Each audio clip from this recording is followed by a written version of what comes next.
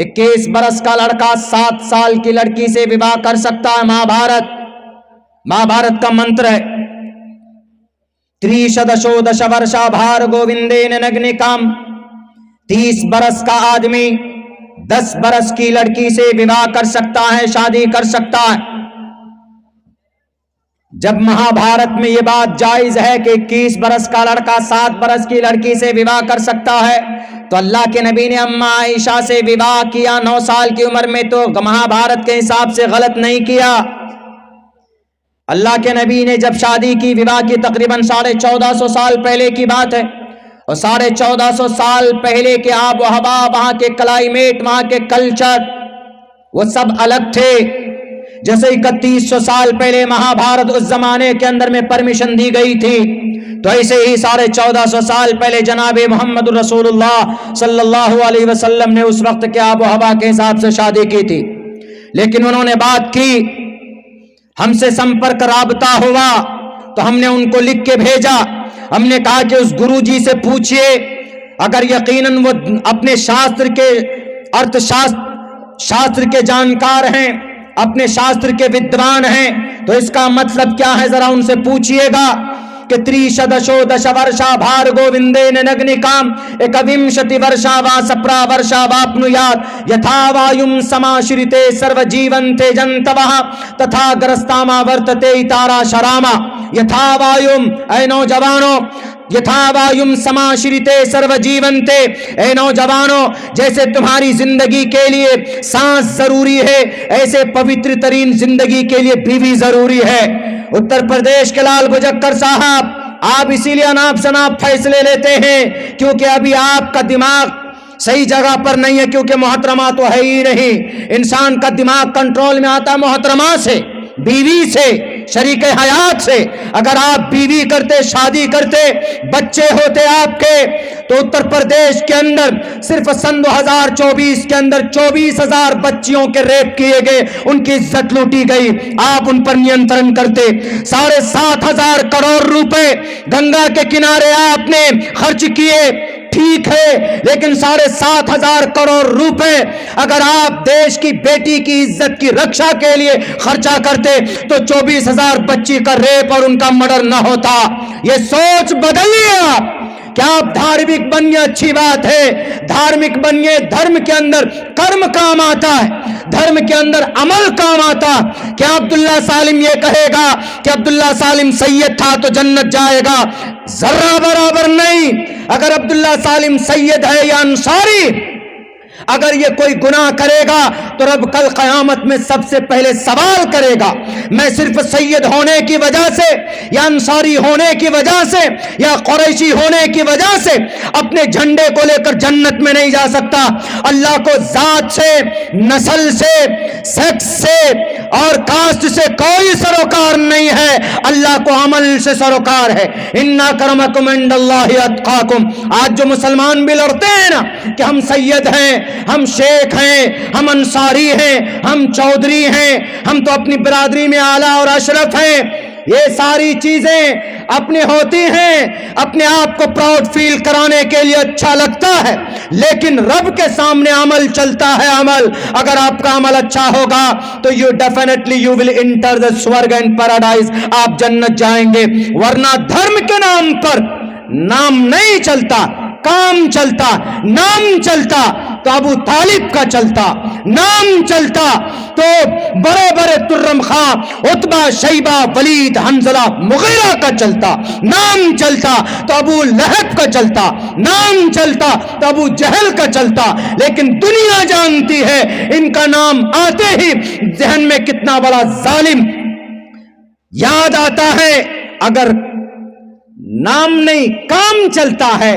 کام مضبوط تھا بلال حبشی کا، نام بڑا نہیں تھا، نسل بڑی نہیں تھی، ذات برادری بڑی نہیں تھی، بلکہ اب بلال حبشی کا نام چھوٹا، نسل کا پتہ نہیں، حبشی نسل، غلام تھے، فیملی کا پتہ نہیں، خاندان کا پتہ نہیں، لیکن کرم اتنا بڑا کہ بلال حبشی چلتا ہے، مکہ کی گلیوں میں چلنے کی آہٹ سنائی دیتی ہے جنت الفردوس میں۔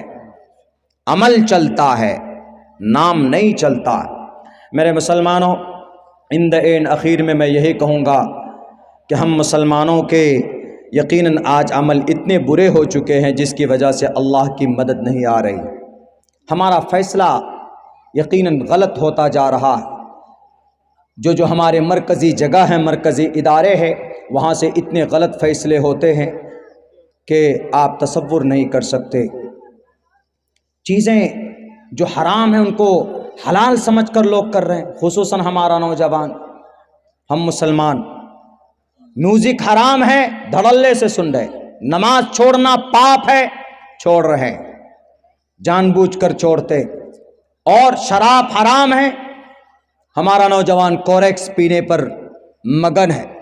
اللہ کی مدد نہیں آ سکتی ہے. اللہ کی مدد دو باتوں پر ہے، مضبوط یقین اور عمل صالح. آج آپ کیجئے مضبوط یقین کے ساتھ اچھا عمل کیجئے، کل اللہ کی نصرت ہوگی. عبداللہ سالم بولتا نہیں ہے، خدا کا قرآن بولتا ہے. میں جھوٹ بولوں تو میری زبان کاٹ دیجئے گا. آج اتنے وبال کیوں آئے؟ ہماری غلطی کی وجہ سے. آج جو ہم چیخ رہے ہیں، چلا رہے ہیں کہ مولانا وقف بورڈ بچائیے، وقف بل آ گیا، وقف کی پراپرٹی بچائیے. 9.5 لاکھ ایکڑ زمین بھارت کے اندر تیسرا سب سے بڑا استھان. بیت المال وقف بورڈ 9.5 لاکھ ایکڑ زمین. مسلمان کتنے؟ 25 30 40 کروڑ.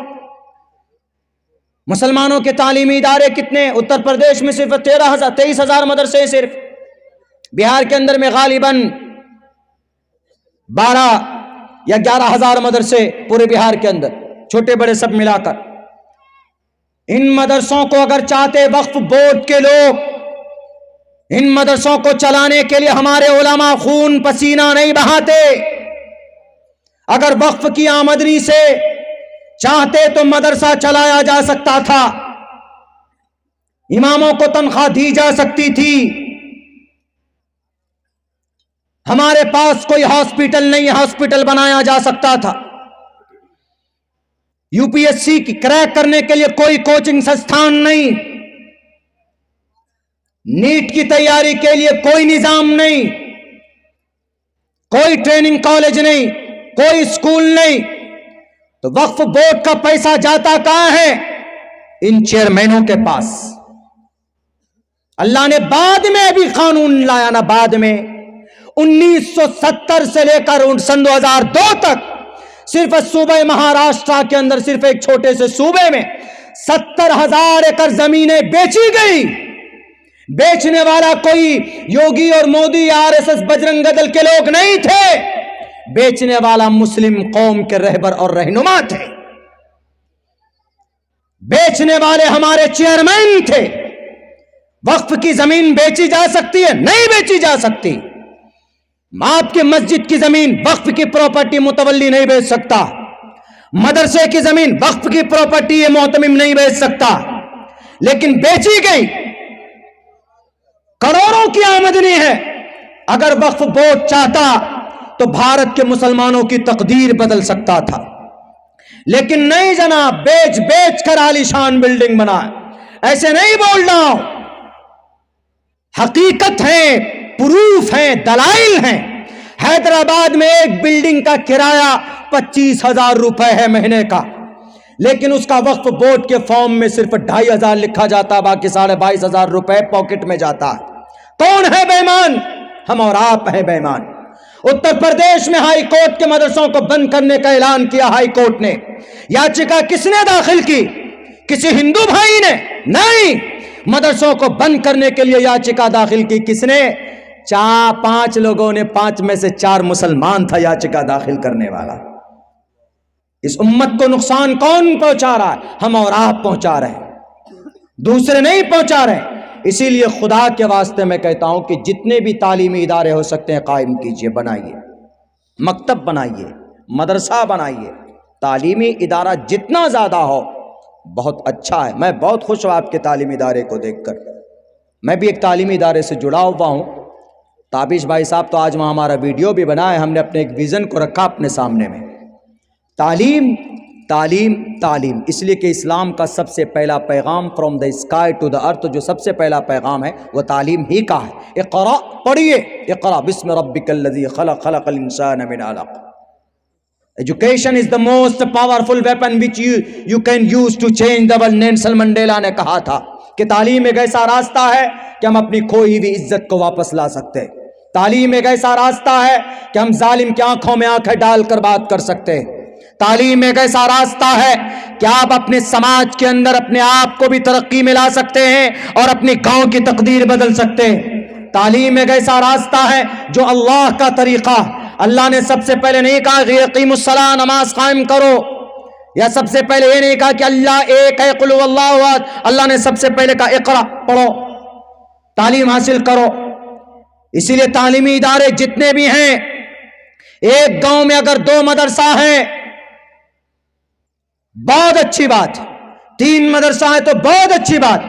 مظفر نگر جانا ہوا، میرٹھ، ایک گاؤں میں 5 مدرسہ اور پورے گاؤں والے چندہ جمع کرتے ہیں 5 مدرسے کے لیے۔ ان سے پہلے سب سے پہلے چندہ جمع کرتے دارالعلوم کے لیے، مظاہر علوم کے لیے، اس کے بعد 5 مدرسے میں اتنا چندہ جمع کرتے ہیں سالانہ کہ کبھی بھی ان کو اناج خریدنے کی یا کہیں باہر جانے کی ضرورت نہیں پڑتی، 5 مدرسوں کو دیکھتے۔ آپ کے محلے میں مکتب ہونا چاہیے، مدرسوں میں مدارس، آپ کے محلے میں مدارس ہونی چاہیے، اور ان کو یوں ہی مت سمجھیے۔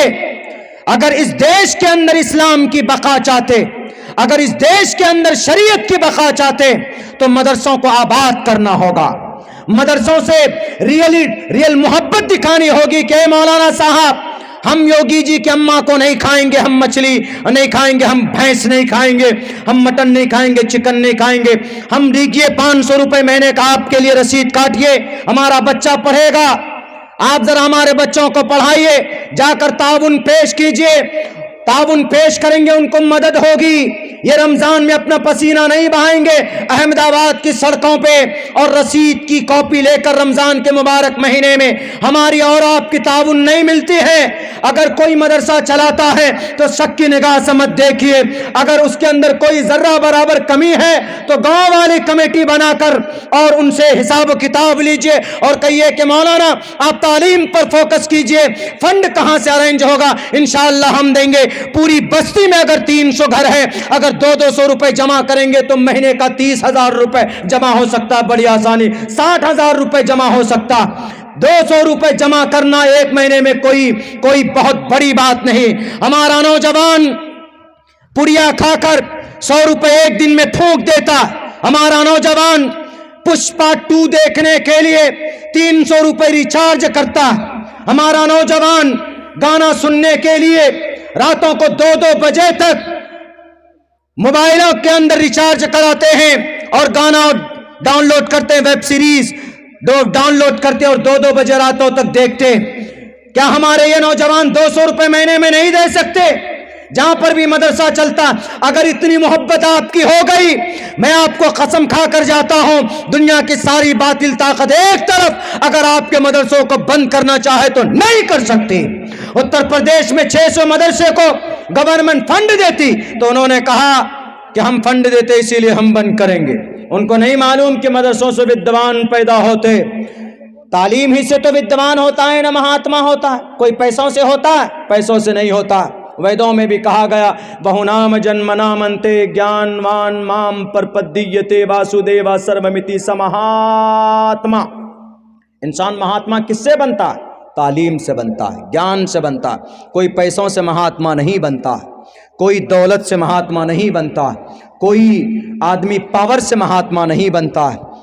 آپ نے بھارت کے اندر ایک مہا پروش گزرے ہیں، وقت بہت ہو چکا ہے، چونکہ 1 بجے کے بعد بات کرنا ذرا بہت زیادہ دشواری ہو جاتی ہے، لیکن میرے بھائیوں پھر بھی اتنا بڑا مجمع ہے، ہم نے وہ باتیں بھی کہنے کی کوشش کی جو ہم عموماً جلسوں میں نہیں کہہ پاتے۔ میری باتیں کچھ لوگوں کو تھوڑی کڑوی لگتی ہے لیکن مبنی بر حقیقت ہے۔ اگر عبداللہ جھوٹ بولتا ہے، میں مر جاؤں تو قبر سے اٹھا کر لائیے گا کہ عبداللہ تو نے جھوٹ بولا تھا۔ انسان تعلیم سے ہی بڑا ہو سکتا، بس تعلیم کا دامن تھامیے، محنت کیجیے، مدرسہ، مکتب، اسکول، کالج کرٹیسائز مت کیجیے، ہاں اگر کوئی غلط کرتا اصلاح کیجیے. تعلیمی ادارے جہاں پر بھی کوئی بناتا. ایک حافظ صاحب، ابھی میں کل ایک جلسے میں تھا، ایک بہت بڑا ادارہ 10 ایکڑ میں تو مدرسہ ہے صرف ان کا. مدرسے کی دیوار سے 200 میٹر کی دوری پر ایک ٹوٹا پھٹا اینٹ کی دیوار دے کر کے وہ مکتب شروع کیا.